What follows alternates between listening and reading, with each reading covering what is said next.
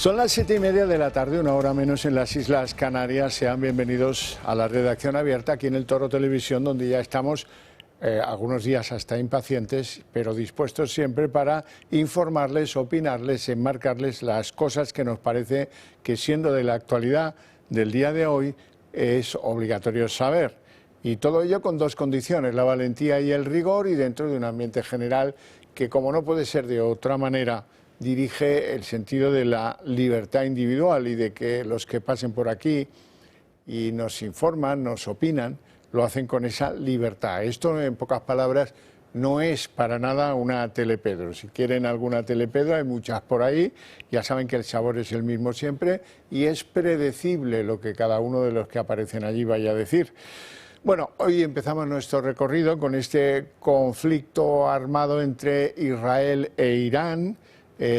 Ya saben ustedes, ayer hasta lo reconocía la ministra de Defensa española, Margarita Robles, que Estados Unidos está acumulando fuerzas ante su posible participación o apoyo a Israel en el conflicto que tiene Israel con Irán.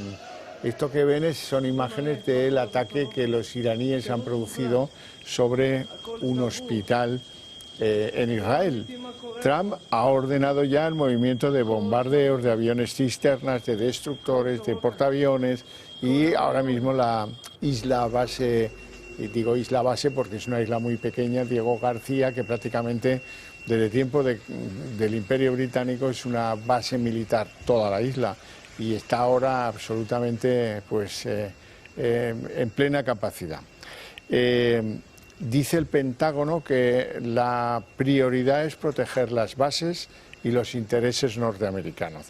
Mientras tanto, pues todo el mundo se pregunta hasta dónde va a llegar Donald Trump en la defensa de los postulados de Netanyahu en este conflicto, y si es capaz de pararlo con algunas negociaciones que, según parece, pues él ha jugado con esa idea en los últimos días. Lo último que se sabe que dijo es que, hombre, si estos iraníes me hubieran hecho caso y hubieran negociado esto hace 2 semanas, ahora tendrían un país entero y no como les está quedando. Bueno, pues hasta aquí el conflicto que muchos temen. El petróleo sigue subiendo, ya está cerca de los 80, y la inseguridad, la incertidumbre en los mercados también se nota, y el IBEX es un ejemplo de ello, como hemos visto en Pulso Económico anteriormente. Bueno, y hoy hay una noticia de carácter militar importante que afecta a España, y es que Sánchez ha remitido una carta al secretario general de la OTAN, Mark Rutte, en la que le informa de que España no va a hacer una aportación a gasto militar superior a la que está establecida y la que asumió, que era llegar al 2% del Producto Interior Bruto. Que no va a haber mayor incremento por encima de esa cifra del 2%, pues es lo que le notifica a Rutte, siendo que en la próxima reunión del día 24 de la OTAN se va a hablar de subir esa participación al 3,5, y que algunos defienden que hay que subirla hasta el 5%.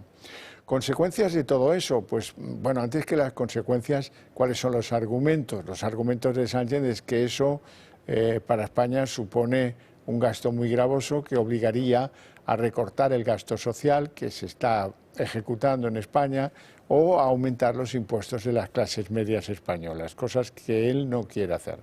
Y luego hay un propósito que está por detrás de todo esto, y es que en este momento, ¿qué es lo que más le conviene a Sánchez? Pura y duramente un ejercicio de conveniencias, congraciar. ¿Con quiénes? Con Sumar, con Podemos, con Esquerra, con Bildu, estos que no quieren que se gaste más dinero en defensa y tal. Así que esto es una oportunidad que le viene de perlas a Sánchez para, bueno, agradar a esos socios de los que ahora depende. Si quieren dejarlo tirado, con lo que hace hoy una semana salió del informe de la UCO, pues hay más que suficiente para que siquiera Podemos o cualquiera de esos socios con poca participación en el Congreso puede tumbar a Pedro Sánchez y a su gobierno. Así es que estamos congraciando, estamos, ya saben ustedes, tratando de llevarnos bien, y probablemente pues pase lo mismo con los socios catalanes el día 24, que es cuando se va a decidir sobre la OPA del BBVA sobre el Sabadell, que es un asunto que a Esquerra y a Junts y a los socialistas catalanes les lleva de cabeza, y que, bueno, pues esa es otra buena oportunidad para congraciar. Bueno, y ya en el territorio de lo que tiene que ver con la economía o con la sociedad española, recordarán lo del apagón. Bueno, recordarán la explicación que daba ayer la presidenta de Red Eléctrica, Beatriz Corredor. Y hoy, quien ha terciado en esa especie de escurrir el bulto colectivo, la ministra dice que fue el sobrecalentamiento, relaciona una serie de errores que dependen todos de Red Eléctrica, y al final añade la coletilla de que además también se desconectaron algunas instalaciones de generación renovable por parte de algunas compañías eléctricas, y eso no tenían que haberlo hecho. Con esas son más severos, ¿no? Hoy uno de los grandes agentes, tanto de las renovables como de las no renovables, que es Iberdrola, apunta a que fue, dicen ellos, una gestión temeraria y negligente de la red eléctrica de Redella, de la compañía Red Eléctrica Redella, la que causó el apagón. Bueno, y yo, media España está en la conclusión de que esto lo vemos claro, pero está bien que alguien lo diga y se enfrente a las mentiras. Ahora faltaría que alguien nos explicara, hay un Ministerio de Consumo, ¿verdad? Pues a ver, ¿dónde hay que ir para reclamar los daños por el apagón? Sobre todo los daños a aquellos que perdieron a alguien de su familia porque la máquina no funcionaba o porque la razón que fuera. El informe del Gobierno parece que pretende, o que lo único que pretende es dificultar que la gente se anime a presentar indemnizaciones a las energéticas. Yo lo haría principalmente a Red Eléctrica, pero ¿cómo? Ahí sabemos más de 20.000 reclamaciones que ya están en marcha. Debería haber bastantes más, entiendo yo, porque el apagón fue de órdago, no se olviden. Y desde luego, pues hay poco empeño en facilitar que los ciudadanos ejerzan sus derechos, escurren el bulto, y ninguno quiere apechar con lo que se hizo allí. Y hay bastantes datos ya que permiten concluir que si alguien se equivocó en todo lo que relacionaba la ministra Aguesen, pues lo tendrá que pagar. Bueno, y vamos deprisa a hablar de la droga, porque si no nos quedaremos sin tiempo. Ya sabéis que hay que cambiar esto de la droga, la concepción que tiene este país del tema de la droga, que la trata como, bueno, como una cosa de otra época, en fin, en la que predomina la idea de un delito contra la salud, frente a la idea que existe hoy, que esto es un delito contra la seguridad pública de la sociedad española, y que hay que actuar, hay que endurecer las penas, crear juzgados, especializar a los que combaten esto y darles medios, porque si no, corremos el riesgo de que algún día una parte de España sea como el Estado mexicano de Sinaloa. Y si no queremos que eso pase, vamos a tener que empujar a los partidos políticos, que tampoco son demasiado proclives a situar este asunto al frente de las urgencias de la sociedad española. Bien, hoy van a ver una cosa verdaderamente, claro, es que un delito llama al otro, y esto a veces concita una reunión delictiva muy peculiar. Ha caído una red que traficaba tanto con drogas como con seres humanos, con personas. Lo hacía entre Marruecos y la costa española. Han sido detenidas 11 personas en Algeciras, en Ceuta, en Ibiza. Y lo curioso de esta organización es que no siempre, pero algunas veces, pilotaban estas embarcaciones que traficaban lo mismo con drogas que con personas menores de edad. Menores de edad. Fíjense en lo que estamos. Fíjense en lo que estamos. Bueno, y de esta operación nos vamos a ir a Valencia, porque en Valencia resulta que ha caído una trama de narcos capaces de producir 30 kilos de cocaína al día, 30 kilos al día, producir, ¿no? Hay 25 detenidos, ahí les han visto, parece una cárcel salvadoreña eso, ¿no? Pero, bueno, la cuestión es, todos estos que han detenido en Valencia por este laboratorio de producción de cocaína, ¿cuánto tiempo van a estar a la sombra? Pues claro, si entran y salen, pues va a resultar que esto lo hacemos mal. que es la opinión que tiene un servidor de ustedes, que esto lo hacemos mal y que estos que van pillando deberían tener unas condenas de carácter ejemplar que nos garantizasen pues que esto lo vamos reduciendo y que no hay tinglados de estos en todas las ciudades españolas, que ya está bien. Bueno, y sepan ustedes que hoy en el Congreso de los Diputados estaba muy contento Félix Bolaños, porque dice que, ves, esta es la idea de que trabajamos, de que vamos haciendo cosas, ¿no? El Gobierno ha aprobado la disolución de las llamadas asociaciones franquistas o que ensalzan la memoria del dictador Franco, pero no hace lo mismo con las proetarras. Y hemos visto hoy como en el Congreso el PSOE y sus socios han rechazado las enmiendas del Senado y la reforma del derecho de asociación ha visto pues que cómo ha habido luz verde prácticamente definitiva a esta disolución de todas las asociaciones que por sus formulaciones o por sus actos les parece a los señores del Gobierno que son defensoras de la herencia de Franco. Para esos pues ya ha habido un final político, para las de los proetarras no, insisto yo mucho en esto porque me parece que es una sinvergonzonería. Bueno, y voy a haceros un llamado a propósito del Club de Amigos, porque, en primer lugar, porque creo que debéis pensar seriamente haceros socios del Club de Amigos, si es que todavía no formáis parte del mismo. ¿Por qué? Porque la mejor manera de hacer que esas ideas que compartimos ustedes y nosotros vayan y calen en la sociedad española es apoyarnos y hacernos fuertes. Además es muy fácil. Solo hay que llamar a este teléfono 916162464, ponerse en contacto a través de las redes sociales del club y en 5 minutos lo tenemos resuelto. En el club me piden que os recuerde que el miércoles 25 a las 14 horas, a las 2 de la tarde, en Barcelona vamos a estar allí departiendo una comida muy especial con socios y amigos del club. Nos van a acompañar Julio Ariza, el presidente de esta casa, y José Javier Esparza, que son dos referentes del Toro Televisión. ¿Cuál es el objetivo de este encuentro? Pues compartir ideas, reflexionar, disfrutar de la buena compañía. Si estáis en Barcelona, si sois de allí, si estáis cerca de Barcelona el día 25 a mediodía y queréis participar en el encuentro, lo tenéis mucho más fácil que nunca, porque creemos firmemente que Barcelona tiene mucho que decir en estos momentos y casi siempre. Bueno, vamos a hablar de Navarra. ¿Por qué vamos a hablar de Navarra? Porque resulta que está en una crisis política sin precedentes. Recordarán que hubo un pacto entre los socialistas navarros y Bildu por el cual se repartieron el poder. La alcaldía de Pamplona fue a Bildu y el gobierno foral fue a María Chivite, la candidata y presidenta de los socialistas navarros.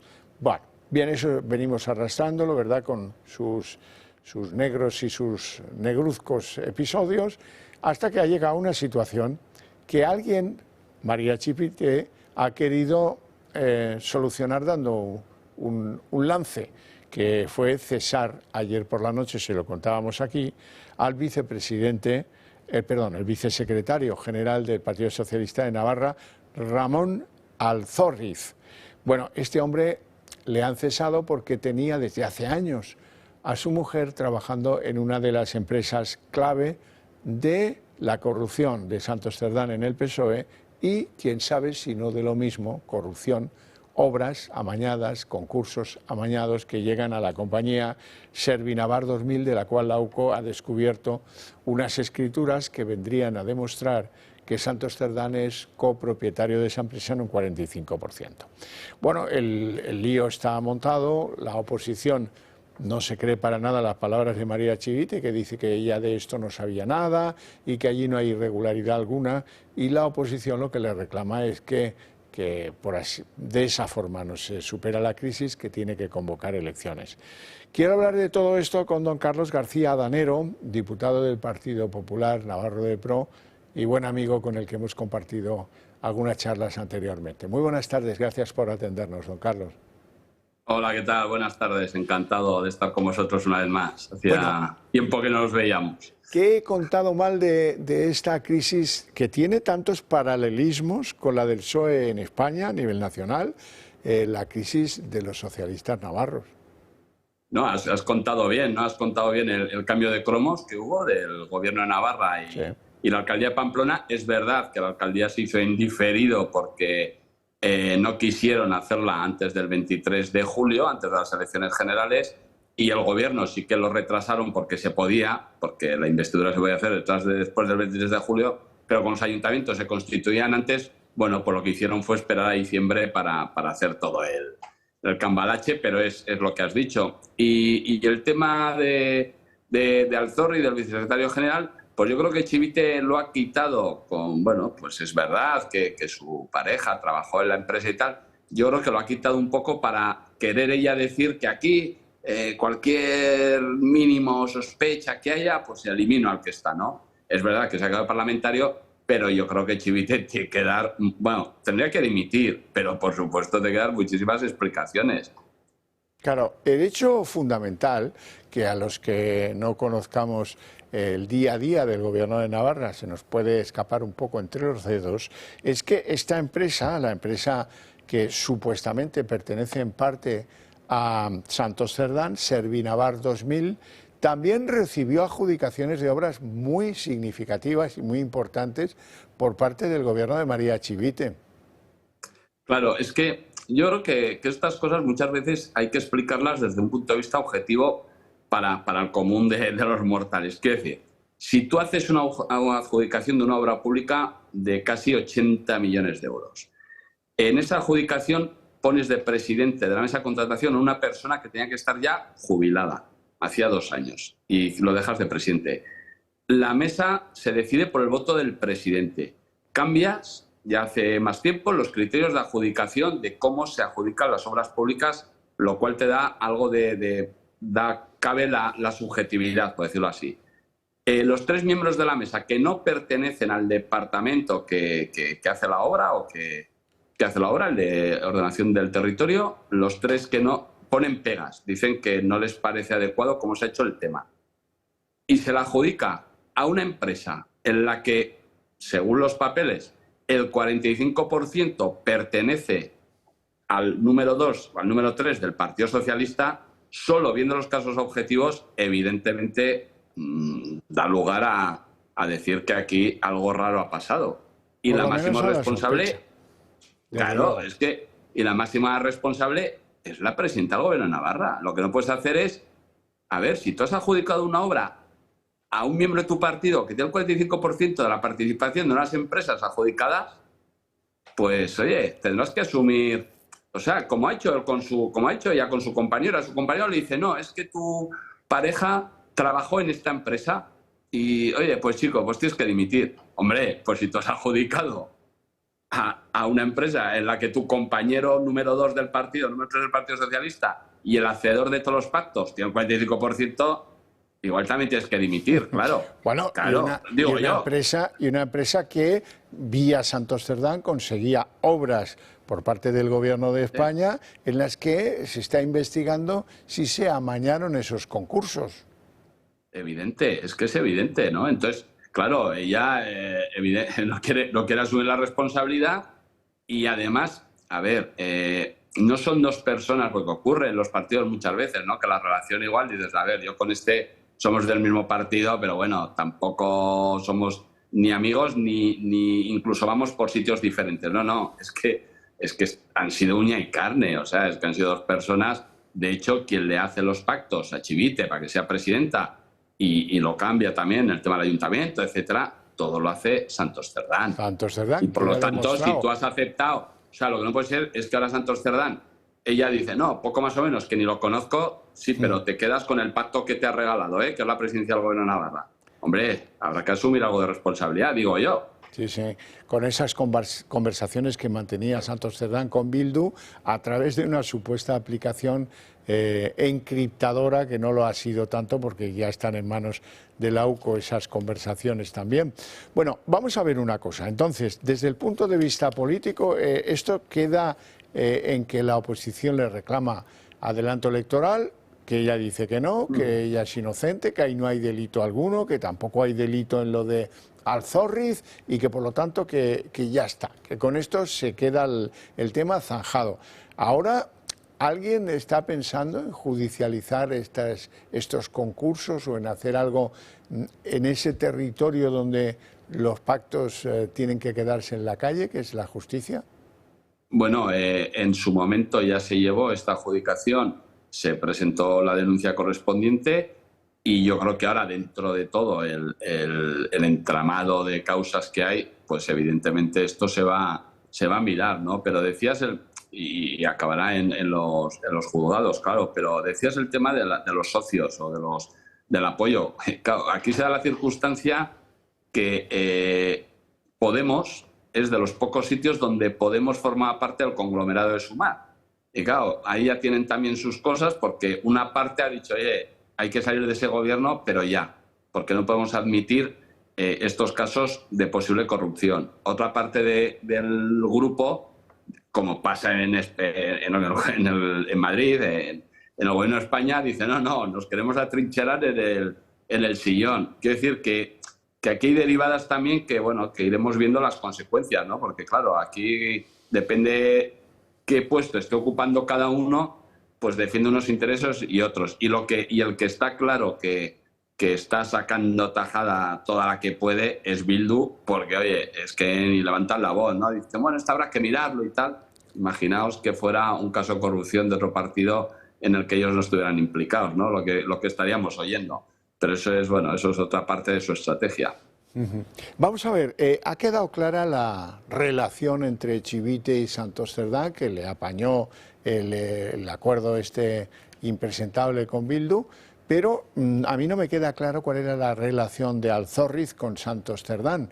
He oído que eran muy amigos, he oído que como vicesecretario general le sucedió, pero creo que él acabó, Alzorriz, sucediendo a una compañera militante y no a Santos Cerdán. ¿Cómo era esa relación?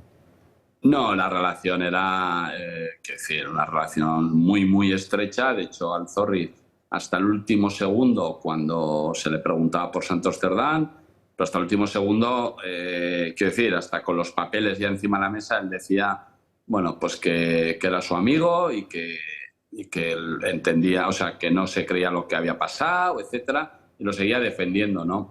Él le sustituye en lo que es la secretaría, pues no sé cómo le llaman, no sé si era de organización, bueno, como le llaman en cada momento, y en el último congreso, hace 4 días, digo, en sentido, bueno, un poquito más, pero vaya, 4 días, porque es después del Congreso del Partido Socialista en diciembre, se hace el congreso aquí en Navarra, y además le ascienden, por decirlo así, porque nombran vicesecretario, le suben un escalafón más, y le deja, María Chivite le deja al Alzorriz todo el poder del partido, porque era de la máxima confianza de Cerdán y entonces de la máxima confianza de Chivite, porque es que quien manejaba el partido en Navarra no era la presidenta, era Cerdán y también a través de Alzorriz.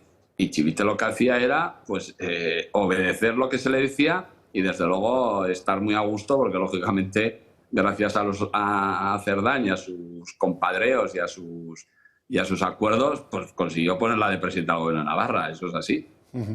Don Carlos, ¿y las obras que se adjudicaron a Servinavar, cómo acabaron? ¿Se hicieron? ¿Se están haciendo? Bueno, las obras están en ello, o sea, los trenes de Velate es una obra bastante potente, es una obra que venía obligada a hacer por la Unión Europea porque el túnel tiene más de 3 kilómetros y entonces hay que desdoblarlo por normativa europea. Y se están realizando. Quiero decir, ahí al final la obra es cierto que se está realizando. Yo no sé en este momento cómo va de plazos y tal, pero bueno, Sí, yo creo que obra se está haciendo desde luego, porque pasas por ahí y está en obras, ¿no? O sea, la obra sí que se está realizando. No, se lo digo porque hay algunas constructoras favorecidas que abandonaron los proyectos y los dejaron en mantillas, por ejemplo en Baleares, ¿no? Pues en este caso, a día de hoy, se está haciendo la obra, sí.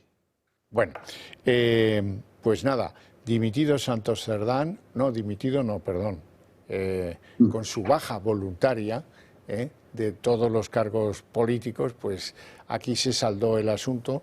Y en Navarra da la sensación que con este cese de un cargo interno, porque él sigue como diputado. Claro, es que eso es otra cosa, ¿no? Le dice, no, he perdido la confianza, te quito de portavoz y de cargo en el partido de vicesecretario, pero sigues de parlamentario y por lo tanto sigues representando a los votantes socialistas. Por lo cual no será tan grave teóricamente lo que ha hecho si le sigues manteniendo para que represente al conjunto de los socialistas que han depositado su confianza en el Partido Socialista, ¿no? O sea, es una cosa bastante extraña. Yo creo, vuelvo a insistir, que era una forma de querer demostrar que aquí el que la hace la paga, ¿no? Cuando, hombre, si la paga la primera, pues igual tienes que ser tú, ¿no? Pero evidentemente. Bueno. Don Carlos García Danero, un placer enorme tener esta charla con usted. Le agradezco mucho estos minutos y le deseo una feliz tarde. Igualmente, muchas gracias. Gracias a usted.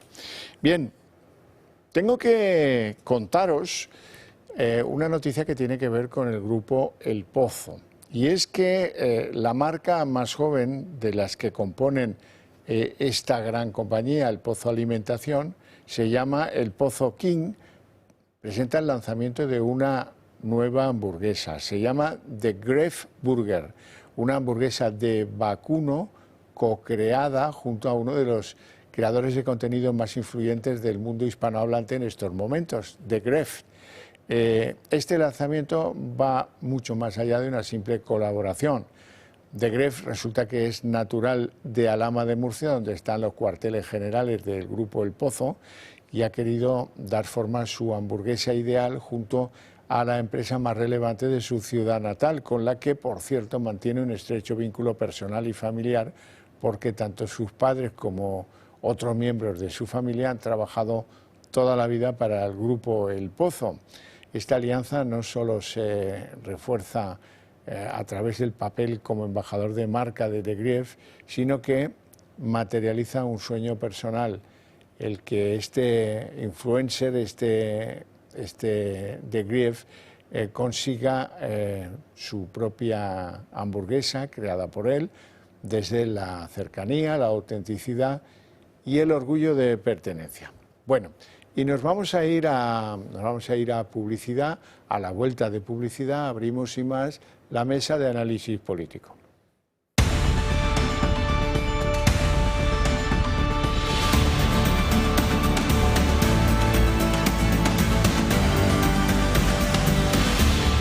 Son las 8:01, abrimos la mesa de análisis político que tenemos tela que cortar con unos invitados que les presento a continuación. Don Josué Cárdenas.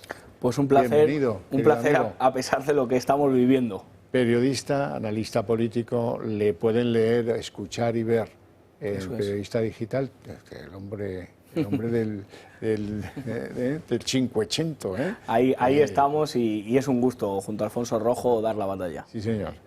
Don Alberto Serrano, abogado, expolítico, escritor, muchas cosas. Y es con ese escritor, que hay que matizar. Especializado en Derecho Administrativo. Sobre todo, y buen amigo de esta casa. Bueno, vamos a ver, oiga, yo hoy me he tenido que pellizcar, porque digo, oye, pero ¿habrá vida en el Congreso? Yo ya veo el Congreso como Armstrong, Aldrin y Collins cuando pusieron el pie en la Luna. Dice, qué frío hace aquí, si aquí no hay bares ni hay nada. ¿Qué hacemos aquí? Nos han mandado con el Apolo para nada. Bueno, pues mira tú, resulta que los señores del PNV, esto es muy importante, que hay que señalar siempre al culpable. Los señores del PNV hoy han dado la primera que ya huele a una cosa diferente, porque han votado con PP y Vox una decisión del Parlamento que critique al Gobierno por haber tratado de humillar en algunos casos a la UCO. y bueno, todos esos ataques que ha recibido la AUCO, que el Parlamento se moje y diga que quiere que el Gobierno se retracte de eso y de aquello del bulo de la bomba Lapa. Oye, pues el Partido de los Negocios Vascos, que es como yo llamo con toda mala leche al PNV, parece que está ya en una situación un poquito diferente, y estos sí que tienen la veleta orientada. Todo lo que haga el PNV se acaba trasluciendo en un cambio político. Parece que se lo digan a Rajoy, que lo mimaba mucho y le dieron rasca. Pero bueno, era más fácil dar rasca a Rajoy que a don Teflón. A don Teflón es muy complicado, es verdad, es un artista del funambulismo. Pero bueno, vamos a ver qué es lo que ha pasado en el Congreso con este giro estratégico del PNV. El Pleno del Congreso pide a Sánchez que comparezca de forma urgente por el caso Cerdán. La Cámara Baja ha respaldado por mayoría una moción de los populares sobre los escándalos que salpican al PSOE y uno de los puntos exigía a Sánchez que diera explicaciones lo antes posible. Ya el pasado martes, en la Junta de Portavoces, la mayoría de socios de Sánchez dejaron claro que les parecía muy tarde que el presidente compareciera el 9 de julio. Todos menos Sumar y Bildu, que consideraron precipitado que Sánchez compareciera esta misma semana. Aunque finalmente Armengol impidió que se celebrase esta hipotética comparecencia de Sánchez, acogiéndose a una interpretación del reglamento un tanto cuestionable. De momento, a pesar de esta decisión del Pleno del Congreso, la fecha oficial de la comparecencia del presidente sigue siendo el 9 de julio, es decir, casi un mes después de que saliera a la luz el informe Cerdán. Pero este no es el único punto de la moción que se ha aprobado. Otro de ellos exige al Gobierno rectificar y pedir disculpas sobre las informaciones falsas que difundieron algunos ministros en referencia al bulo de la bomba Lapa. Tanto la reclamación de explicaciones por el caso Cerdán como la petición de rectificación ha sido aprobada por la mínima. Únicamente PP, Vox y UPN han votado a favor, mientras que PSOE, Sumar, Esquerra, Junts, Bildu, Podemos y BNG han votado en contra. Una vez más, los socios han quedado retratados. Ante los medios critican a Sánchez y amenazan con romper los apoyos, pero a la hora de la verdad siguen votando a favor del Gobierno. Bueno, que hay un signo de vida en el Congreso. Sí, yo creo que los socios de Sánchez le están haciendo un homenaje al gran Álvaro Sáenz de Heredia con aquella película Aquí huele a muerto, pero yo no he sido. O sea, nadie quiere ser el que, en este caso, le quita el cascabel al gato, y quieren que por su culpa Sánchez caiga y entre la ultraderecha, o pueda haber unas elecciones que nos den como resultado que la ultra mega turbo derecha pueda entrar a gobernar, ¿no? Entonces, bueno, pues están practicando un cinismo y están practicando a ver qué le saco a Sánchez en el poquito tiempo que le puede quedar. Hoy La Razón publicaba que el entorno de Sánchez pues no da más allá de agosto a Pedro Sánchez, que dimitiese un 18 de julio, una cosa así, sería una cosa, bueno, sería devolverle la maldición de Franco, sería una cosa tremenda, ¿no? Pero es verdad que, a pesar de que el verano es una época muy buena para Sánchez, es un balón de oxígeno para Sánchez, sí que es verdad que lo va a pasar muy mal. Quiero decir que si el PP quiere una comparecencia de Sánchez, hay una figura perfectamente constitucional, perfectamente democrática, que se llama moción de censura. Esa es la mejor comparecencia de Sánchez. Si quieren las señorías del PP una comparecencia rauda, de urgencia, y que Armengol no pueda hacer sus tejemanejes para que no se produzca, que hagan la moción de censura. Para presentarla no depende de los socios de Sánchez, solo depende de Génova 13, de Feijóo, para presentarla. Y todos los que están agazapados detrás de Sánchez colaborando con él en este gobierno Frankenstein lo tienen muy fácil. Oye, que tienes que ir al Congreso el martes de la semana que viene o el miércoles, porque de lo contrario ahí te quedas solo. Ya verás tú como esto, que tanta paripé, que si que un carácter de urgencia. Bueno, la urgencia a la que tú le quieras poner al asunto. Señores de Sumar, señores de Esquerra, señores de Podemos, señores de Junts. Don Alberto. Sí, Xavier, en primer lugar lo que decía usted del PNV, que es un termómetro de la democracia española, casi 50 años de democracia, y no recordamos al PNV enfrentándose de manera directa con ningún gobierno central, siempre están un poco asolapados allí a ver qué pueden sacar del respectivo gobierno central, y los cambios de tendencia de ellos normalmente implican algo gordo. En este caso además es particularmente significativo porque sabe usted que iba la moción, entre otras cosas, de proteger a la Guardia Civil. Entonces, claro, con lo que llevamos ya, que pinta el PNV, protegiendo, amparando, respetando a la Guardia Civil cuando quiere tradicionalmente echarles directamente del País Vasco. Pues que esto era una excusa como otra cualquiera para votar en contra del gobierno. No creo que tuviera un especial interés en este tema el propio PNV. Eso creo que resulta bastante obvio. Y luego además yo creo que específicamente, como estamos hablando, sobre todo que está desgastando mucho el gobierno la corrupción, sabemos que hay dos temas que interesan a los españoles históricamente, que es la economía y la corrupción. Y allí, especialmente, la corrupción está pegándole duro al Partido Socialista en el País Vasco, porque muchos de los principales protagonistas vienen de esa tierra. Y yo entiendo que además quiere ir al juego de limpios, nosotros somos limpios, puros, castos, etcétera, a diferencia de las Leires, los Koldos, etcétera. Claro, esto dicho del PNV también suena a risa, pero en fin, tratan de jugar a eso. Y hay que decir algo, ¿en qué está pensando Sánchez, que hoy se ha retirado de sus habitaciones con la maquilladora, a ver si le hace un rictus o lo pinta como el payaso de mi color o qué? Bueno, está retirado, no ha ido a un acto que han protagonizado los valientes chicos de Comisiones Obreras. Tenía previsto hacerlo, pero no ha querido ir, está reflexionando, hablando con unos y con otros, pero empieza a actuar con un solo propósito, que es el de agradar a sus señores socios de coalición Frankenstein. Por eso le manda una carta a Rute, porque no tenía ninguna necesidad. Simplemente te esperas, el día 24 vas allí, hola, soy el presidente de España. Sí, mire, no, yo el 2% sí, pero más de eso no me pidan más gasto militar, porque esto tendría que sacarlo de gasto social, en fin, ya tiene labia el chico para espabilarse, ¿no? O tendría que subir los impuestos a las clases populares, en fin, lo que fuera. Pero no es verdad, lo que él quiere es una carta para enseñársela al de Podemos, a la de Sumar, al de Bildu y a los de Esquerra, diciendo, ¿veis? Yo ya me he plantado, le he dicho por escrito a Marc Rutte que ni un euro más. Hoy qué bien nosotros que estamos en contra del gasto militar. Luego tiene otro así en la manga. Precisamente el día 24 va a ser el día de la verbena de San Juan, pues va a ser la verbena bancaria, porque es el día que el gobierno va a decir que le pone muchas pegas o que la prohíbe directamente la OPA del BBVA sobre el Sabadell. ¿Por qué? Pues porque ahí están Junts, Esquerra, el Foment del Treball, hasta la Illa y el socialismo catalán, a los que ahora más que nunca necesita congraciar. ¿Y cómo mejor que satisfaciendo a ese señor que es secretario del Consejo del Banco Sabadell, Miquel Roca Junyent? No se me ocurre mejor manera. Por lo tanto, todo va a venir condicionado por ese interés, ese propósito de Sánchez de continuar a toda costa en Moncloa.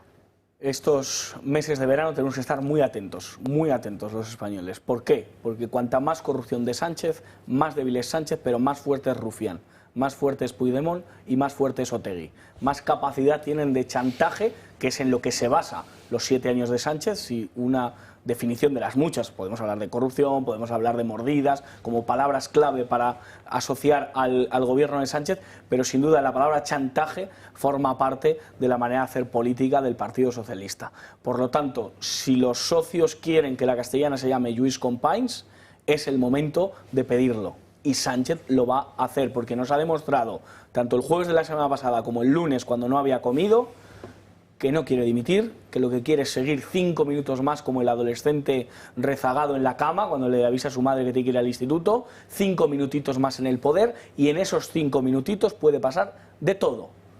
Todos los impuestos a Cataluña, al PNV se le puede ocurrir tener una ocurrencia tremenda, ¿por qué no un referéndum de secesión y de ruptura de España? Todo puede pasar en este tiempo. Está claro que Sánchez no aguanta hasta 2027, quedan 4 informes de la UCO, queda investigación por salir, tenemos el disco duro envuelto en una zona íntima de una amiga de Ábalos, tenemos muchas cosas y elementos que van a seguir debilitando a Sánchez. Pero cuidado, un Sánchez más débil es un Otegi más fuerte y esto es un peligro. Por eso la oposición tiene que andar rauda, corriendo, para sacar a Sánchez como pueda de la Moncloa, porque es un momento crucial ahora mismo. Sí, ha comentado usted 3 temas y una pincelada sobre los mismos. En primer lugar, que ha suspendido una reunión que quería hacer en una especie de plenario de Comisiones Obreras.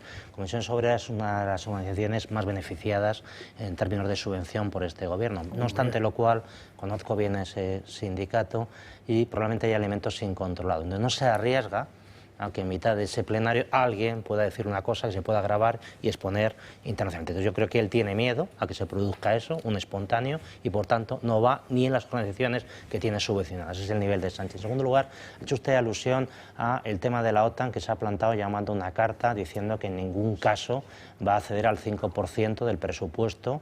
Pero claro, esto en Sánchez no tiene ningún, lógicamente, criterio, dado que es una cambio de opinión, como sabemos y como él dice, de manera constante. La realidad es que, primero, no tiene presupuesto porque no puede aprobarlo desde el año 2022 y, en segundo lugar, que claramente está haciendo un paripé de cara a sus socios para dar a entender que no es un hombre militarista, este es un hombre de lo que sea, siempre y cuando pueda permanecer en el poder. Esto es más que conocido. Y finalmente, en lo que ha comentado usted del Sabadell, no quiero dejar de recordar lo que ha pasado aquí, que es lo siguiente. Se dio el visto bueno por la comisión correspondiente, el organismo supervisor, para acceder, porque era una operación comercial admisible, y él, en mitad de ese proceso, pues abrió un periodo de información pública para que opinara, teóricamente, el pueblo, entre comillas, y con base a ese informe tiene intención de hacer lo que le dé la real gana, que es más de lo que venimos hablando. La Administración ahora mismo no tiene supervisores y se hace no el imperio de la ley, que es lo que dice la Constitución, sino lo que da gana a este señor con ese tipo de artificios. Voy a ver qué dice el pueblo, 4 personas opinando en una web y a partir de aquí hace lo que le da la gana. Bueno, le voy a tomar a usted por bueno la afirmación de los sindicatos. Hoy ha habido congresos. Se conoce que este año vamos mal de gambas. Vamos mal de gambas y están muy preocupados los sindicatos. Pero cuando Pedro no va a esto es que Pedro está pero muy mal. Porque vamos a ver, Pedro es el artista, el hombre que va ahí. Es muy importante ahora el apoyo a un gobierno progresista, a las clases populares. Mira lo que habéis subido el salario mínimo interprofesional. Mira las ventajas, la reducción de la jornada laboral. Mira, eso lo ha hecho un gobierno progresista. Luego puño en alto, la Internacional. Se lo hemos visto hacer 300 veces. Que no haya ido hoy es que o la maquilladora tenía el día de libranza o algo pasa extraordinario. Bueno, a mí me ha llamado mucho la atención que les haya hecho luz de gas el presidente del gobierno. Lógicamente, claro que sí. Pero es que de verdad que no se puede pasar de puntillas, hay que meterse con ellos porque es que lo que dicen es rabiosamente incierto, falsario, anti todo, antihistórico, anti lo que queráis. José María Álvarez, que es el secretario general de la UGT. Nosotros, desde la perspectiva sindical, lo que queremos es lucha absoluta contra la corrupción. La corrupción es absolutamente incompatible con el sindicalismo de clase, pero también, y de una manera muy especial, trabajo para conseguir continuar avanzando. Come gambas, que no es incompatible con el socialismo, con el sindicalismo de clase, que tú tenías así de tíos en los seres andaluces, así. Lanzas, Juan Lanzas, ¿qué quieres, que te recuerde la historia? Hombre, José María, vamos a ver, tú te plegaste, te arrodillaste ante Pujol, yo lo vi en Cataluña, hiciste, bueno, hablabas un catalán un poco macarra, tú te has arrodillado ante la patronal, tú traicionaste al hombre que había en la UGT catalana, Justo Domínguez se llamaba, tú te fuiste a ver un partido del Barça, de la final de no sé qué Champions, a un lugar en el exterior de España, en el avión particular del empresario de Fomento de Trabajo, Juan Rosell se llamaba. Hombre, chico, pero si tú has estado tan cerquita de toda esa basura, llega por una cosa y por otra, y dice, ¿de qué vives tú? De tu trabajo no será, será de las asignaciones que te dan, ¿no? Y eso está cerca o lejos. Cuando uno mira para otro lado y no actúa, y no defiende a los parados, y no defiende a las clases populares, sino que está a las meriendas, ¿eh? Me han llamado para ir a la Moncloa, habrá gambas seguro, voy para allá, a la Fiestuquis, a ir con el avión privado de no sé quién, ay Pujol, ay qué bien, este José María Álvarez, usted que es asturiano usted, pero sí, pero... Sí, Chávez, yo creo que este hombre tiene un cinismo brutal, porque si uno es coherente con lo que dice, es decir, que hay que luchar contra la corrupción, a continuación pide la dimisión de Pedro Sánchez por todo lo que está liando, pero eso evidentemente no lo va a pedir porque este forma parte un poco de la estructura, lógicamente, del sindicato UGT forma parte de la estructura del propio Partido Socialista. Lo que pretende siempre es, bueno, pues de algún modo decir, bueno, ha habido alguna manzana podrida, pero lo importante, se está llevando a cabo un programa progresista. Recordemos, no hay presupuestos del año 2022 y estamos en el 2025, y en segundo lugar, en lo que va de legislatura, primer año 24 leyes, el año con peor bagaje legislativo de toda la historia de la democracia, y este año, a día de hoy, 5 leyes solo aprobadas. Por tanto, no hay ningún programa legislativo en marcha. De esas leyes que se aprueban, ya les digo que la inmensa mayoría son transposición de directivas comunitarias. Este gobierno realmente solamente ha puesto en marcha 2 leyes, una la ley de amnistía del señor Puigdemont, la ley orgánica 1/2024, y este año la ley de modernización de la Administración de Justicia, que tiene a los jueces en Huelva. Bueno, decía Pepe Álvarez que es incompatible la corrupción. Yo creo que es intrínseca. O sea, yo creo que es que no se entiende el sindicalismo español sin la corrupción hoy en día. De verdad, me gustaría decir otra cosa, pero es la realidad. Y está muy bien que se lo recordemos. Decías antes, Xavier, que pasaba de puntillas, y me ha fallado el subconsciente con el PSOE y con todo tal, de putillas, efectivamente, y me ha fallado el subconsciente por cómo está la realidad española. Y esto la gente lo vive, y esto la gente lo sabe, y saben que se han gastado nuestro dinero. Saben perfectamente para qué iban esas mordidas, para qué iba todo ese dinero que se ha dilapidado, ¿no? Me cansa mucho escuchar hoy a Óscar López cuando le meten un micrófono. No, es que hemos hecho mejor la vida de la gente. Es mentira, es mentira. No ha hecho nada. Récord de paro juvenil en Europa. Los jóvenes no estamos mejor después del paso de este gobierno. La carestía de los precios es algo que a quien más afecta es a esa clase trabajadora a la que dicen representar. La inflación de los precios es una cosa que ya se convierte en inasumible. Ya no voy a decir la vivienda, evidentemente, que no han construido ni una sola. Hacías referencia antes de que qué poco han hecho legislativamente este gobierno. Casi es para celebrarlo. No, bueno, eso claro, eso también. Frente a la diarrea legislativa que decía Podemos la pasada legislatura, que empezaron a aprobar ley trans, ley de bienestar animal, ley del sí, casi es mejor que no la hagan. Pero hoy, claro, había que sacar el comodín de Franco. Hoy había que sacar la ley para que ninguna asociación franquista... ¿De verdad para eso ha venido un gobierno supuestamente progresista, a vencer a un señor que se murió en la cama, en La Paz, hace muchos años? Las asociaciones proletarias no las han... No, por favor, esas están con ellos, claro. Bueno, José María Álvarez, Juan Lanzas era el que maniobraba los expedientes de regulación de empleo, de ahí que el caso se llame ERES. Lo digo porque como parece que has sufrido amnesia, te diste un golpe con la bici, ya lo vi, te quedó un careto. ¡Wow! Bueno, a lo mejor por eso has perdido algo de memoria. Juan Lanzas decía a su madre que tenía dinero para pasar una vaca. ¿Eso no te parece que tiene algo que ver con la corrupción? De un caso, en fin, que si no fuera por el Constitucional, ya sabes dónde estarían los primos Chávez y Griñán, ¿verdad? Bueno, vamos a pasar página porque hoy hay un conflicto nuevo posiblemente acabe derivando en una crisis política, ya lo es, un conflicto con los juzgados, ya veremos si lo es o no.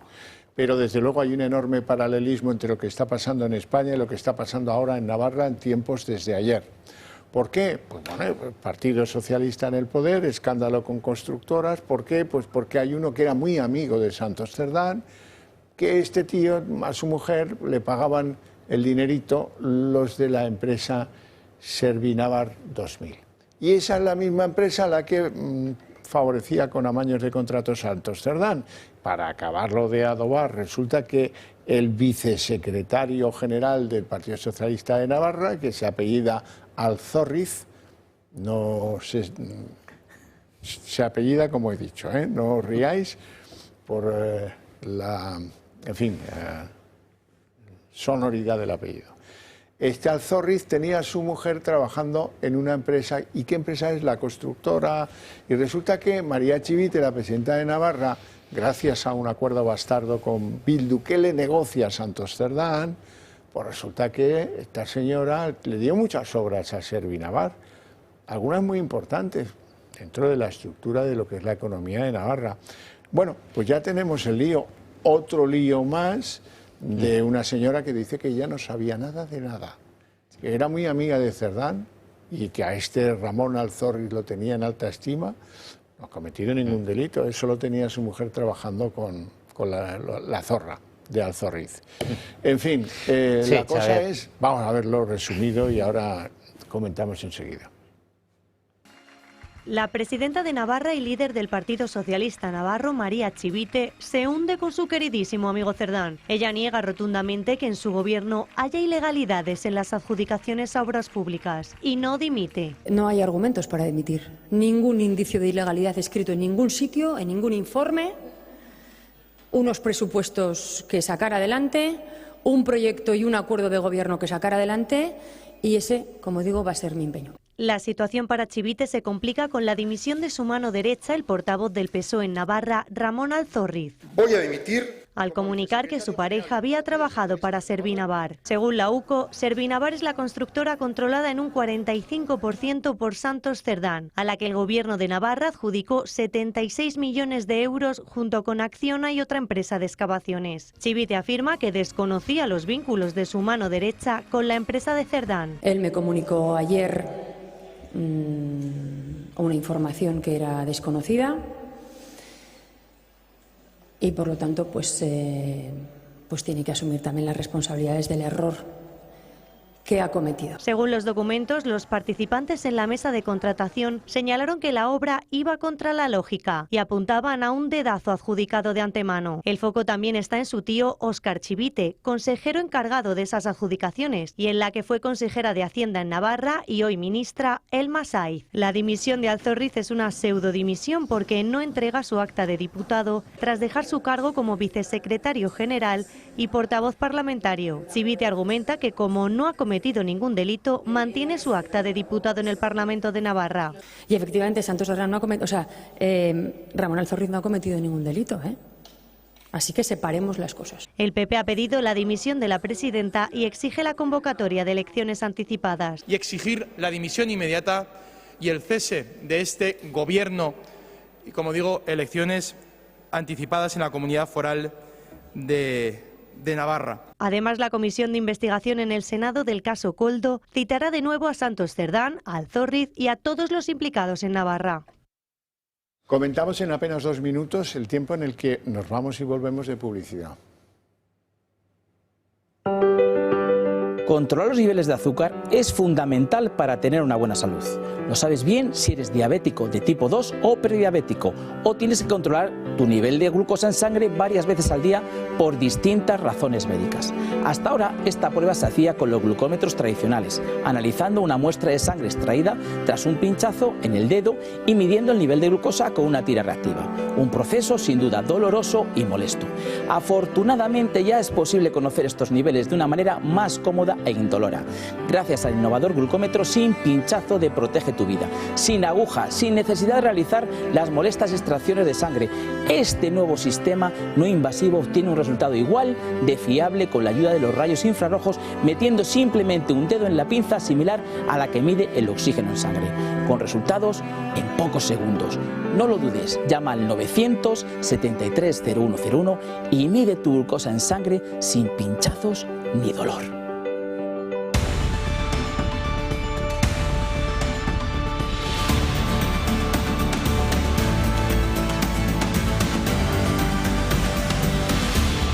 Bueno, entonces, ¿cómo veis lo de Navarra? Sí, Xavier, yo lo de Navarra lo veo lo siguiente, para recordarlo y que la gente lo tenga en cuenta. Hay una empresa pequeñita, esta que ha dicho usted, que se llama Servi no sé qué, que concurre en UTE, que para que la gente lo entienda, digamos, junto con grandes empresas de este país.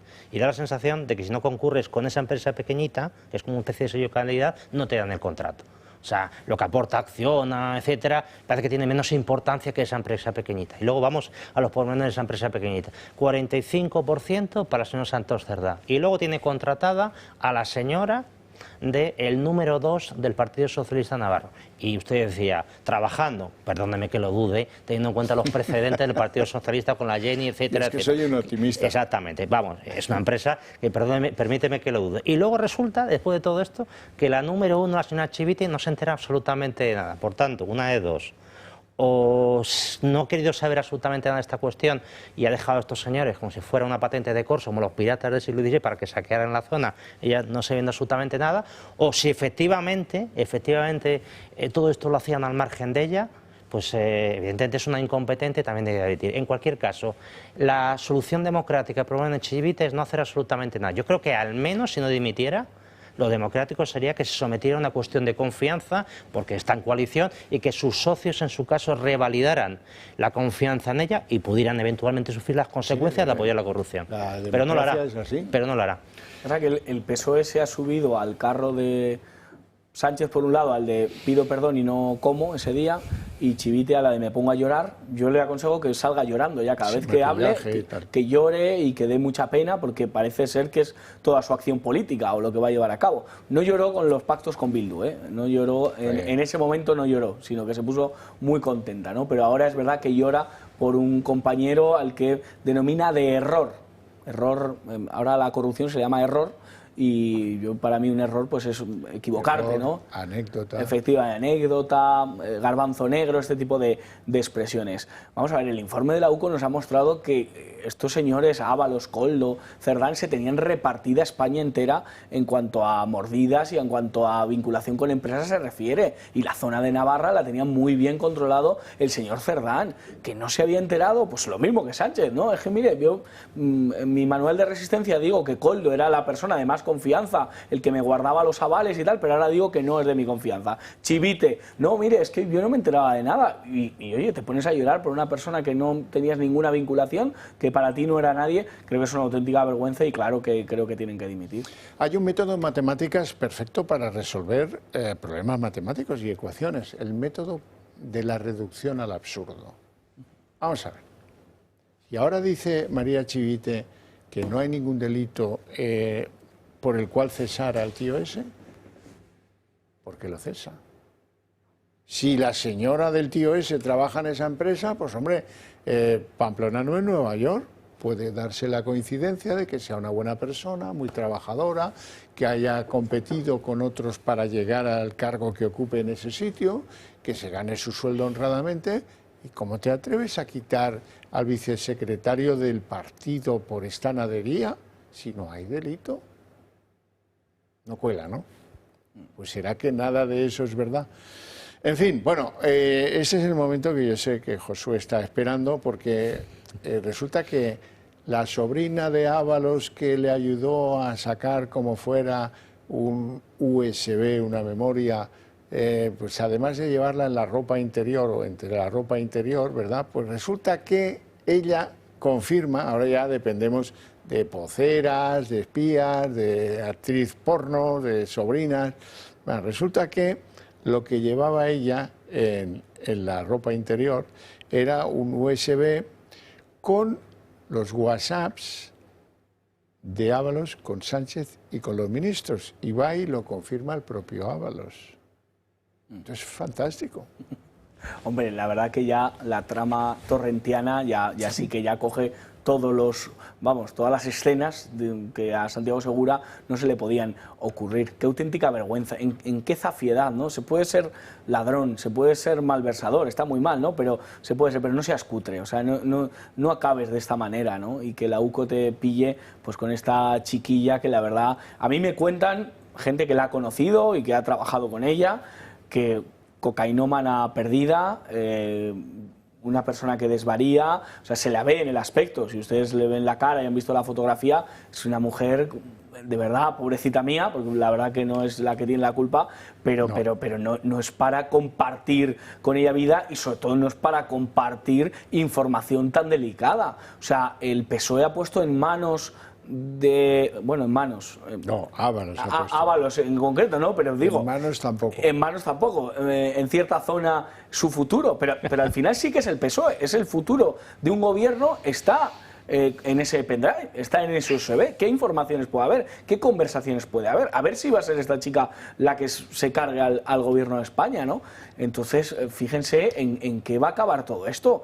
Y ya les digo lo que te rondaré, Morena, en estos meses, lo que pueda suceder. El entorno de Sánchez habla que agosto no llega por ese tipo de cosas. Dos consideraciones. La primera, hemos dicho que dice la ley de enjuiciamiento criminal que uno de los motivos para la prisión provisional es destruir, ocultar pruebas. Esto ha sido en directo. Y encubrir. O sea, hemos visto todos en directo cómo este señor trataba de destruir, ocultar o al menos deteriorar, dado el nivel de conservación que traía ese pendrive, determinadas pruebas que pueden ser muy importantes. ¿Por qué no le ponen a este señor en prisión provisional? No lo entiendo, la verdad, a la vista de la ley de enjuiciamiento criminal. No sé si es que ha llegado algún tipo de pacto y todo esto es un paripé y está sacando la información y las pruebas de aquella manera. Que estar detenida.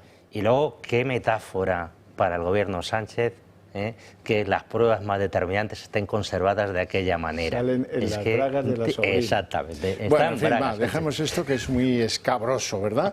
La Fiscalía Europea, me ha gustado mucho esto porque resulta que han citado como investigado a Barrabés. Barrabés, ya recordarán, que era el empresario sin el cual Begoña Gómez no hubiera alcanzado la cátedra en la Complutense.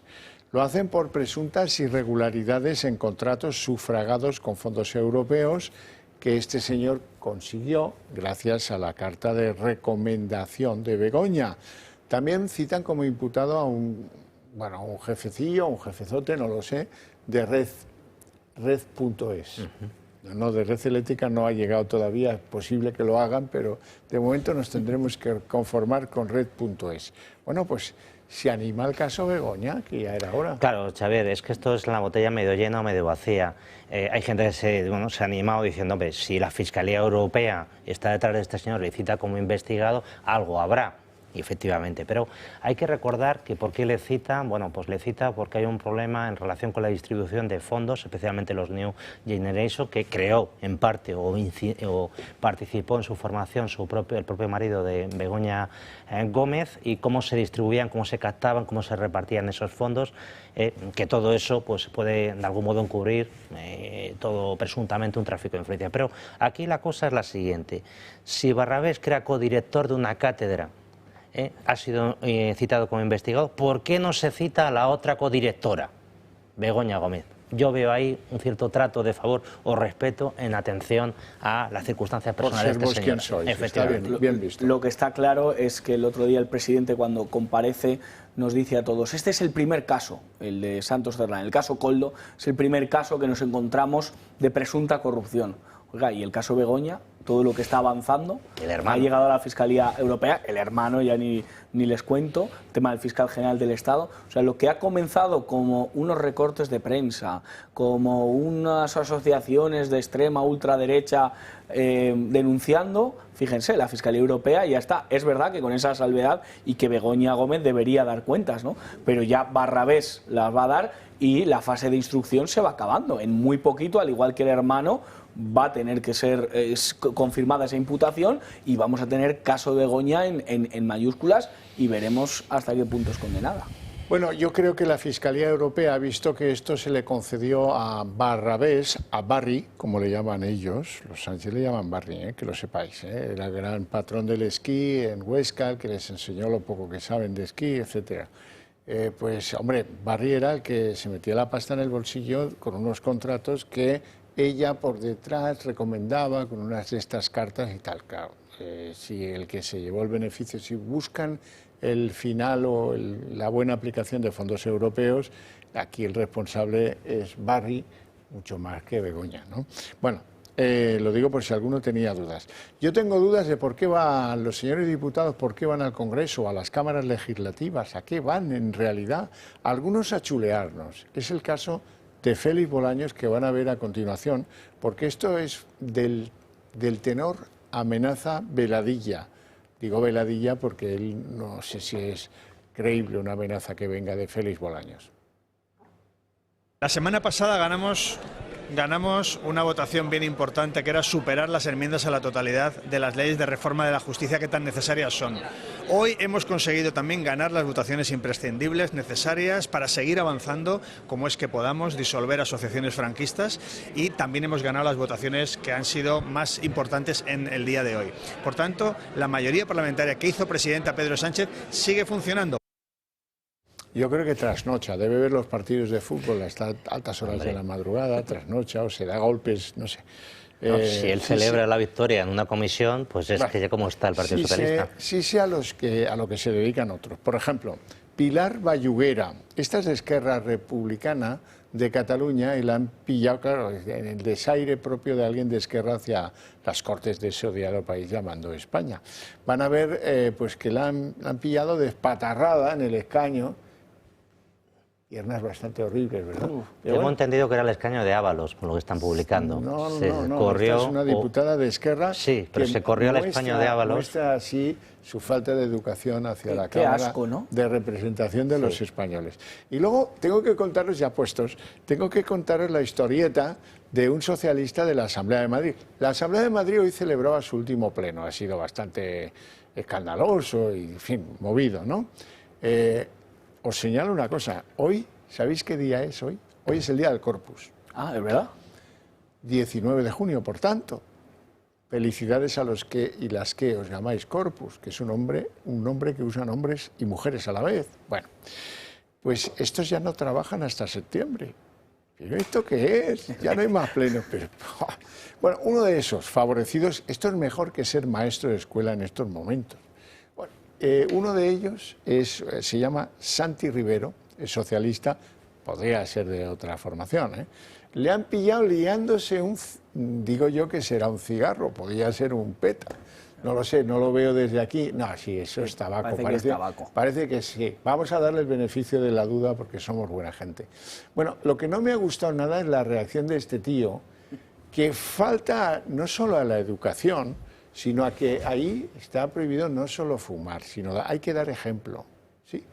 Bueno, pues ha visto esto, que lo han colgado en las redes sociales, es divertido, y tiene un sentido del humor despatarrante, porque dice que está prohibido filmarme en la Asamblea de Madrid, ante lo cual, pues, no hace falta inteligencia artificial para echar unas risas, ¿no? Bueno, es igual. Vamos con un asunto serio, ya aquí el relajo se me pasa. Vamos con las peticiones para el fiscal general del Estado. Hoy hemos conocido las del Pareja.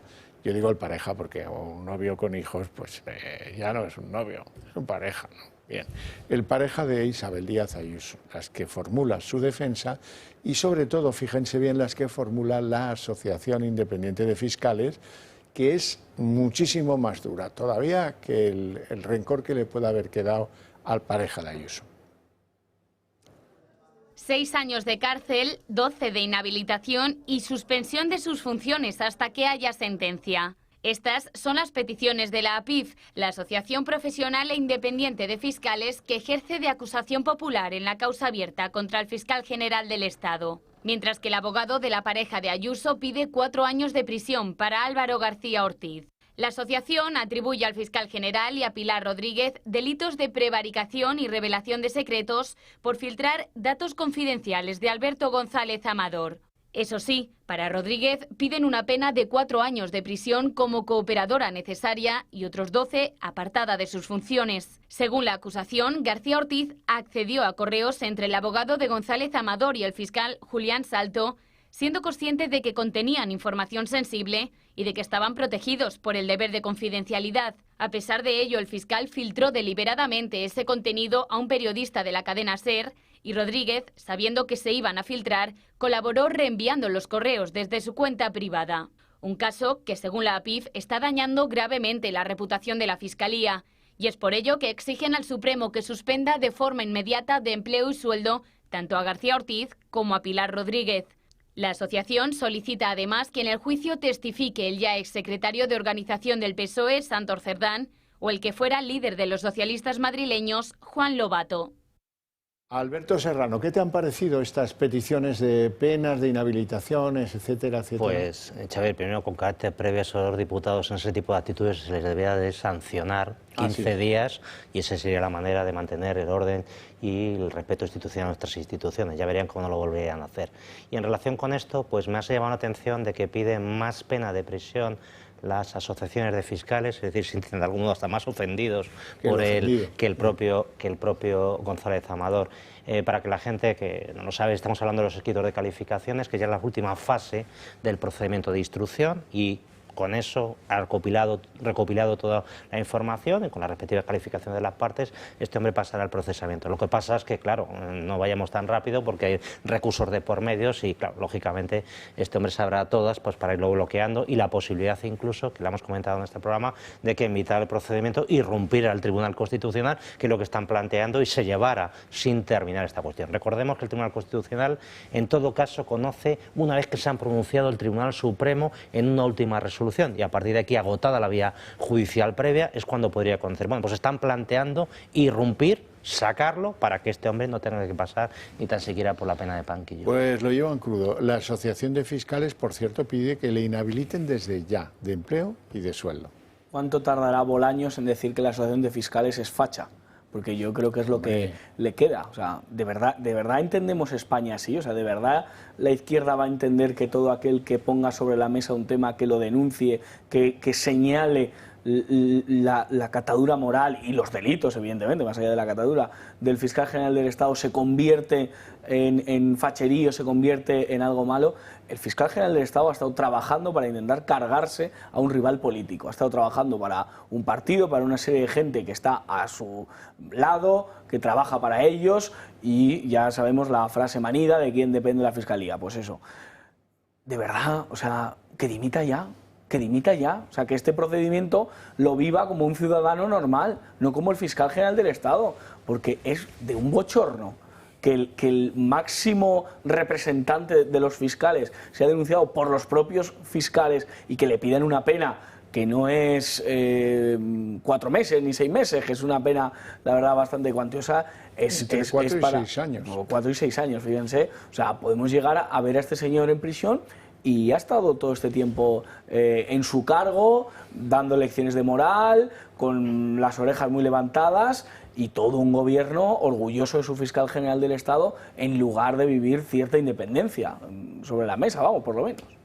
Bueno, Feijóo, ¿qué ha dicho hoy Feijóo? Pues algo en lo que estamos de acuerdo, no podemos no estar de acuerdo, que España vive una situación tremendamente frustrante. La pregunta es si él, como dice Paje, lleva bien sobre su conciencia eso de no hacer nada más. Lo que llevamos viendo en los últimos tiempos en nuestro país, viendo y viviendo, es profundamente frustrante, moralmente inaceptable y políticamente impresentable. Correcto.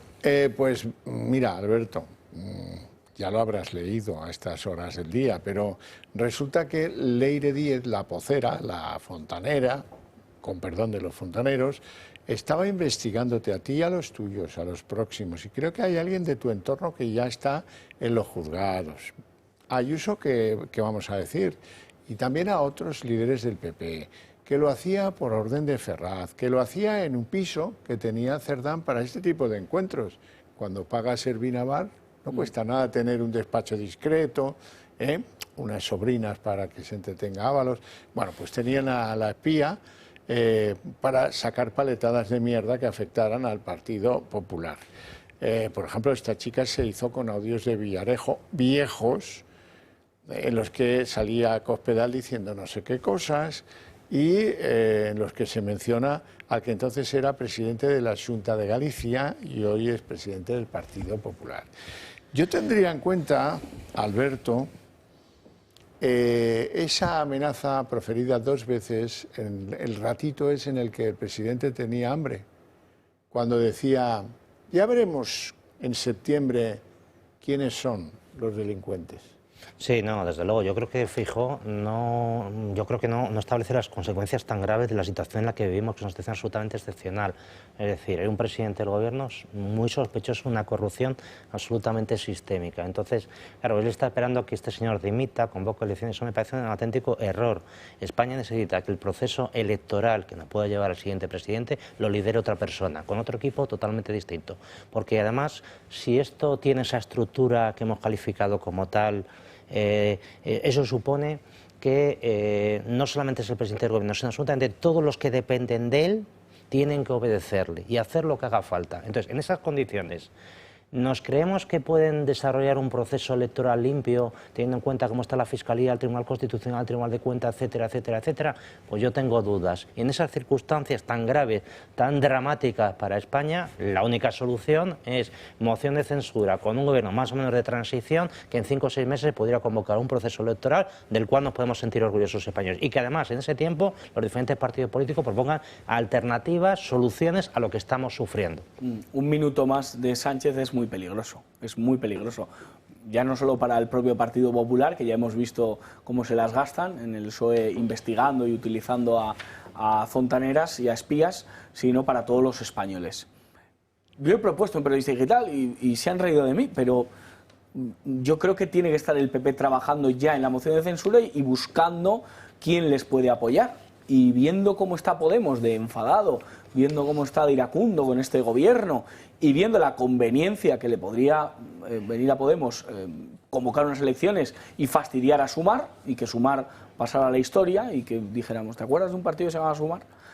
Es presentar una moción con un personaje, a mí se me ha ocurrido, y lo he propuesto y lo he movido en redes sociales, Jorge Bestringe, para una moción de censura, por ejemplo, o Gaspar Llamazares, o Manuela Carmena. ¿Por qué no una moción de censura con algún personaje que pueda ser gustoso para Podemos, para el entorno de Podemos, y que saliera con un compromiso, convocar unas elecciones? Y formar un gobierno de transición mixto. Efectivamente, mixto, para convocar unas elecciones y esa que votemos. Es la salida. Yo es lo que le propongo al Partido Popular, que se pongan a trabajar en ello. O sea, esto es una ocurrencia de un periodista... Como diría Rajoy, esos son líos y algarabías. Efectivamente, eso es mucho lío, eso hay que trabajar. Pero que se pongan a trabajar. Pues yo creo que es más fácil ir a ver a los señores del Partido de los Negocios Vascos y decirles, no os quitaremos nada de lo que habéis arañado a este tío. Pero vamos, si queréis que os echemos una mano en volver a recuperar el poder perdido en el País Vasco, pues este es el momento de que os signifiquéis un poquito. La jugada está bastante clara, ¿no? Que busquen una fórmula, pero de verdad que no, Bolaños hoy sale con un triunfalismo que no se corresponde. Absolutamente, y muy despeinado, no se queda en la bancada sentado allí, se debe revolcar. No tenemos tiempo para más, lo dejamos aquí con mi agradecimiento para estos dos señores por sus opiniones, su presencia en el programa y a ustedes por su paciencia e interés. Eso sí, para ustedes tengo premio a la vuelta de publicidad, El Día en 30 minutos.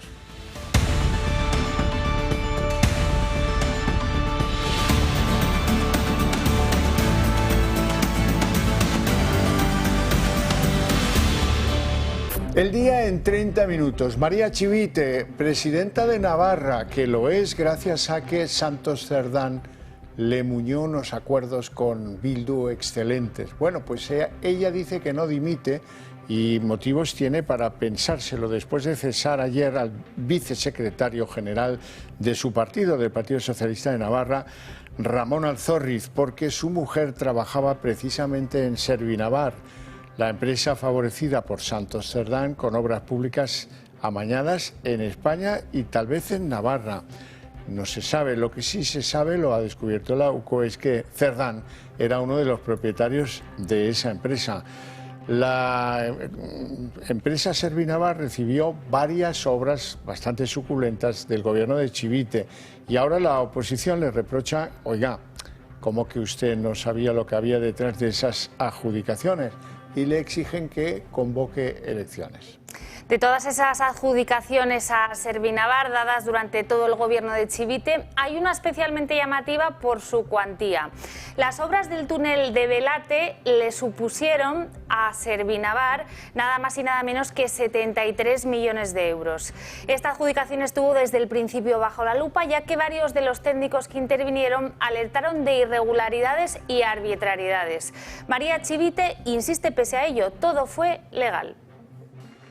La presidenta de Navarra y líder del Partido Socialista Navarro, María Chivite, se hunde con su queridísimo amigo Cerdán. Ella niega rotundamente que en su gobierno haya ilegalidades en las adjudicaciones a obras públicas y no dimite. No hay argumentos para dimitir. Ningún indicio de ilegalidad escrito en ningún sitio, en ningún informe. Unos presupuestos que sacar adelante, un proyecto y un acuerdo de gobierno que sacar adelante, y ese, como digo, va a ser mi empeño. La situación para Chivite se complica con la dimisión de su mano derecha, el portavoz del PSOE en Navarra, Ramón Alzorriz. Voy a dimitir. Al comunicar que su pareja había trabajado para Servinavar. Según la UCO, Servinavar es la constructora controlada en un 45% por Santos Cerdán, a la que el gobierno de Navarra adjudicó 76 millones de euros junto con Acciona y otra empresa de excavaciones. Chivite afirma que desconocía los vínculos de su mano derecha con la empresa de Cerdán. Él me comunicó ayer una información que era desconocida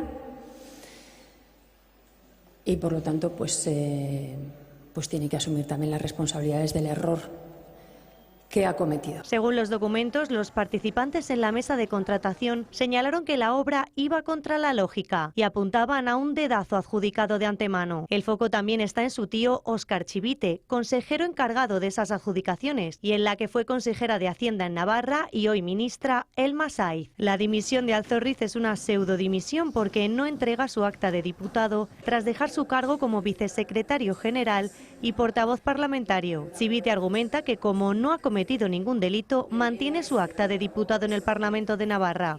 Y efectivamente Santos Cerdán no ha cometido, Ramón Alzorriz no ha cometido ningún delito, Así que separemos las cosas. El PP ha pedido la dimisión de la presidenta y exige la convocatoria de elecciones anticipadas. Y exigir la dimisión inmediata y el cese de este gobierno y, como digo, elecciones anticipadas en la Comunidad Foral de Navarra. Además, la Comisión de Investigación en el Senado del caso Koldo citará de nuevo a Santos Cerdán, a Alzorriz y a todos los implicados en Navarra. A veces hay historias que son sorprendentemente paralelas. Les hablo de la crisis del PSOE por las adjudicaciones amañadas de contratos con constructoras y la crisis que acaba de producirse en el gobierno de Navarra y de su presidenta, la socialista María Chivite. Resulta que ambas crisis dependen de la misma persona, de Santos Cerdán, y de la misma empresa, Servinavar 2000. Bueno, la empresa, que parece que en parte era propiedad de Santos Cerdán, fue beneficiada por la trama que amañaba contratos públicos en España, pero quién sabe si no, también en Navarra. Desde luego tenía muchos contratos allí. Era además la que pagaba el ático madrileño de Santos Cerdán. Y en Navarra, Servinavar 2000 empleaba a la esposa del cesado, del vicesecretario general del Partido Socialista de Navarra, Ramón Alzorriz. Pero con el cese de Alzorriz como vicesecretario general, que no como diputado, no se ataja esta crisis, porque Chivite preside un gobierno que ha privilegiado con un montón de obras a Servinavar 2000. ¿Y por qué Chivite es presidenta de Navarra? Gracias a que Santos Cerdán ordeñaba los acuerdos con Bildu. Además, Alzorriz era un hombre de confianza de toda la vida de Cerdán. Incluso en la respuesta, las crisis entre lo de Navarra y lo de España son gemelas. Como Sánchez, Chivite dice, yo es que no sabía nada. Es que además no hay delito en lo de Alzorriz. Entonces, ¿por qué lo cesas? Si no hay delito, ¿por qué lo cesas? Pero no habla nunca de investigar esas adjudicaciones más que sospechosas a Servinavar 2000. Es decir, todo enormemente parecido a lo que nos dice Sánchez tras la crisis de los secretarios de organización. Y la oposición navarra también dice lo mismo que la española en este caso, que no es creíble, que ella no supiera nada y que debe convocar elecciones. Supongo que pronto vendrán iniciativas judiciales para investigar a fondo esas adjudicaciones y, lo siento chicos de la UCO, pero llega un nuevo paquete de trabajo. Y hoy vuelven a aflorar novedades sobre el registro del domicilio de José Luis Ábalos en Valencia. Según publica La Razón, parte del USB que la mujer que se encontraba en esos momentos con el exministro trató de esconder contenía mensajes con Pedro Sánchez. OK Diario, el periódico, va un paso más allá y asegura que también hay WhatsApps con otros ministros. Hoy Sánchez ha vaciado su agenda y ha cancelado el único acto que tenía con comisiones obreras. Precisamente el Congreso del sindicato fue la excusa que dio el presidente para no dar explicaciones hoy en el Congreso. El ministro de la Presidencia, Félix Bolaños, asegura que se encuentra trabajando en la Moncloa. El presidente del Gobierno, Pedro Sánchez, está trabajando desde ya, hoy, en Moncloa, y acabo de tener una conversación con él de trabajo para seguir gobernando este país y seguir avanzando en la agenda de reformas que tenemos por delante. Nos quedan 2 años de legislatura para seguir trabajando. Se trabaja en el despacho y mucho. Y mientras Sánchez se refugia en la Moncloa, esto es lo que han captado las cámaras de OK Diario en la sede de Ferraz. Varios camiones de mudanza se han pasado esta tarde por esa calle, por esa sede del Partido Socialista, y se habrían llevado, dice el Digital, decenas de cajas precintadas. Se trataría de varias decenas, ese es el dato que da, la cifra que da el periódico, que van cuidadosamente selladas con cinta adhesiva blanca, en algunos casos incluso con 3 precintos. Bueno, hoy en el Congreso, parece que hay vida en el Congreso, han pedido formalmente a Pedro Sánchez que dé explicaciones urgentes sobre el caso Cerdán. La Cámara Baja ha aprobado también una moción del Partido Popular en la que se recrimina al Gobierno el uso que hizo, el manoseo que tuvo del bulo de la bomba Lapa. Y lo más importante es que resulta que un aliado tradicional del Gobierno, como el Partido Nacionalista Vasco, hoy ha decidido votar con el Partido Popular y con Vox para defender a la Unidad Central Operativa de la Guardia Civil, a la UCO, de los ataques que se están produciendo por parte de miembros del Ejecutivo en mitad de este escándalo monumental que ya rodea al presidente del Gobierno por todos los flancos, el familiar, el del partido, el de la financiación irregular, si se acaba demostrando. En fin, resulta que el PSOE y parte de sus socios han votado en contra, pero el PNV se les ha ido con el PP y con Vox. El Pleno del Congreso pide a Sánchez que comparezca de forma urgente por el caso Cerdán. La Cámara Baja ha respaldado por mayoría una moción de los populares sobre los escándalos que salpican al PSOE y uno de los puntos exigía a Sánchez que diera explicaciones lo antes posible. Ya el pasado martes, en la Junta de Portavoces, la mayoría de socios de Sánchez dejaron claro que les parecía muy tarde que el presidente compareciera el 9 de julio. Todos menos Sumar y Bildu, que consideraron precipitado que Sánchez compareciera esta misma semana.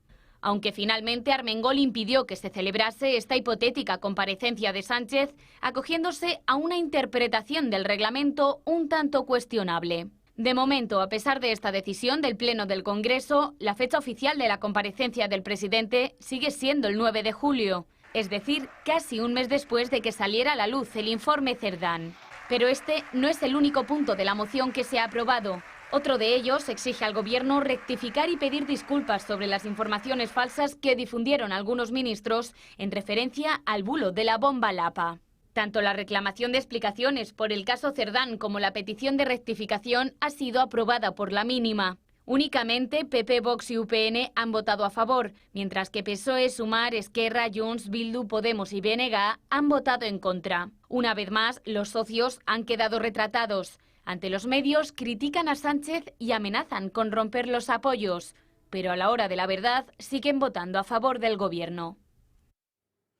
Bueno, y un día después de conocerse que Leire Díez trató de boicotear la investigación al hermano de Pedro Sánchez y que un juez ya ha puesto el foco sobre ello y lo está investigando, hoy nos llega una nueva bomba. Según El Español, la conocida como fontanera del Partido Socialista habría tratado de recabar trapos sucios sobre varios líderes destacados del Partido Popular. El Digital señala a Núñez Feijóo y a Isabel Díaz Ayuso como principales objetivos, aunque también apunta a Moreno Bonilla o a Miguel Tellado. Leire habría tanteado tanto a imputados en procesos judiciales como a exmiembros y excolaboradores de Génova 13. Los encuentros habrían tenido lugar en distintos sitios de Madrid, entre ellos un piso franco, desde los que después Leire se dirigía a algún lugar en el que estaba Santos Cerdán, que era el que capitaneaba toda la trama. Una trama de la que, por cierto, también formaban parte el diputado Juanfran Serrano y el director de comunicación del PSOE, Jon Antolín. Todo esto según Este Digital. La pareja de Isabel Díaz Ayuso, Alberto González Amador, pide 4 años de cárcel contra el fiscal general del Estado, Álvaro García Ortiz, por revelación de secretos. Pero es que más dura es la petición de penas que ha elevado la Asociación Profesional Independiente de los Fiscales. Piden 6 años de cárcel, 12 años de inhabilitación y, atención, suspensión desde ya de empleo y sueldo hasta que llegue el juicio y la posterior sentencia. Para Pilar Rodríguez, que es la fiscal jefe de Madrid, que también está imputada en el caso, González Amador pide 3 años de cárcel y la Asociación de Fiscales 4 años y 12 de apartamiento de sus funciones. 6 años de cárcel, 12 de inhabilitación y suspensión de sus funciones hasta que haya sentencia. Estas son las peticiones de la APIF, la Asociación Profesional e Independiente de Fiscales, que ejerce de acusación popular en la causa abierta contra el fiscal general del Estado. Mientras que el abogado de la pareja de Ayuso pide 4 años de prisión para Álvaro García Ortiz. La asociación atribuye al fiscal general y a Pilar Rodríguez delitos de prevaricación y revelación de secretos por filtrar datos confidenciales de Alberto González Amador. Eso sí, para Rodríguez piden una pena de 4 años de prisión como cooperadora necesaria y otros 12 apartada de sus funciones. Según la acusación, García Ortiz accedió a correos entre el abogado de González Amador y el fiscal Julián Salto, siendo consciente de que contenían información sensible y de que estaban protegidos por el deber de confidencialidad. A pesar de ello, el fiscal filtró deliberadamente ese contenido a un periodista de la cadena SER y Rodríguez, sabiendo que se iban a filtrar, colaboró reenviando los correos desde su cuenta privada. Un caso que, según la APIF, está dañando gravemente la reputación de la Fiscalía. Y es por ello que exigen al Supremo que suspenda de forma inmediata de empleo y sueldo tanto a García Ortiz como a Pilar Rodríguez. La asociación solicita además que en el juicio testifique el ya exsecretario de Organización del PSOE, Santos Cerdán, o el que fuera líder de los socialistas madrileños, Juan Lobato. Y la Fiscalía Europea ha decidido imputar al empresario Juan Carlos Barrabés tras detectar irregularidades en algunos de los contratos que avaló Begoña Gómez con cartas de recomendación. El empresario aragonés se benefició de más de 10 millones de euros entre distintas adjudicaciones que la Fiscalía Europea sospecha fueron manipuladas.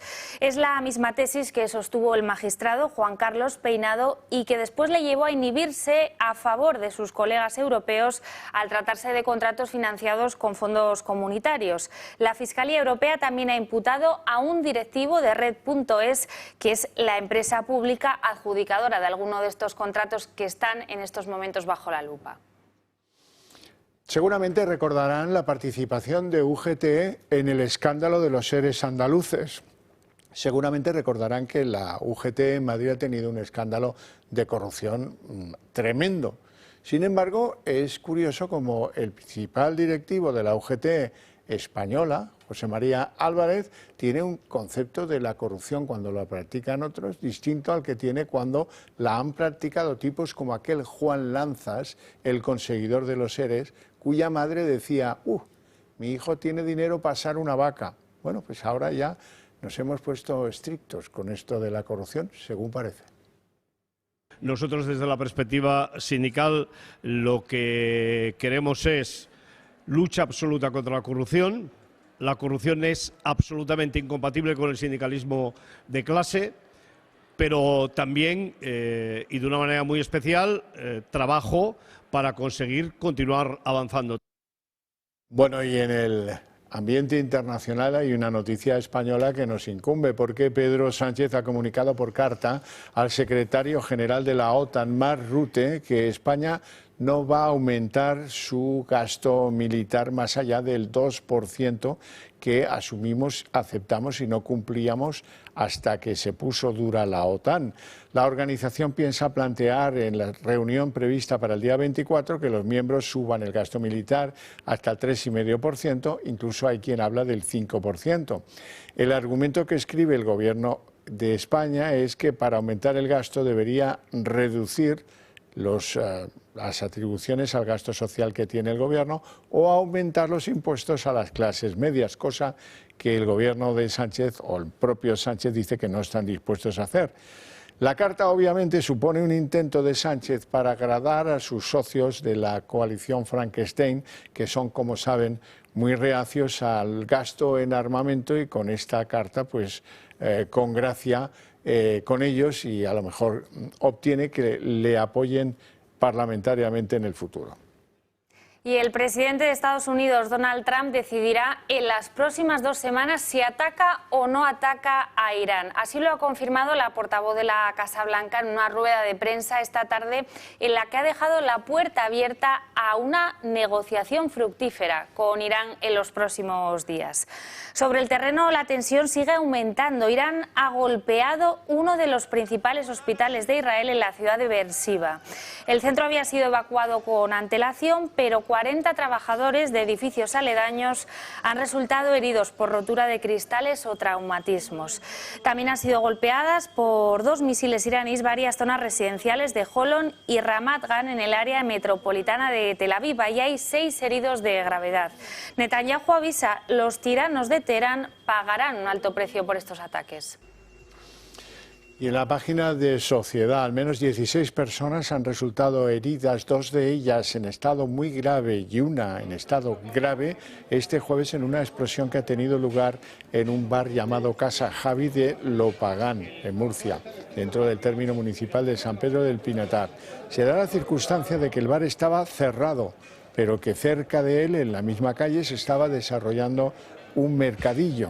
De ahí proviene la afluencia de tanta gente y tantos heridos graves. 2 de los que están en un estado más grave han sufrido quemaduras en buena parte de su cuerpo. Están en el Hospital Virgen de la Risaca, en Murcia, para ser tratados en la unidad de cuidados intensivos del centro. Y hay una tercera persona, también herida grave, que ha sido llevada al Hospital Los Arcos del Mar Menor. Bueno, ¿te han nombrado marquesa o duquesa o algo de eso? No he tenido ese placer, pero oye, quién sabe. En fin, ya sabes lo que pienso yo, que se lo dan a cualquiera que tal, pues en fin. Pues no bueno, sé. pues el rey Felipe VI ha decidido celebrar los últimos actos por el 10º aniversario de su proclamación con la distinción a 6 personas con los primeros títulos nobiliarios que ha otorgado durante su reinado. El deportista Rafael Nadal, la nadadora Teresa Perales, la cantante Luz Casal, el bioquímico López Otín, la fotógrafa Cristina Rodero y el que fuera jefe de la Casa del Rey, Jaime Alfonsín, serán desde hoy marqueses. Todos ellos son, según la Casa Real, ejemplos de excelencia en sus ámbitos y una fuente de orgullo para España.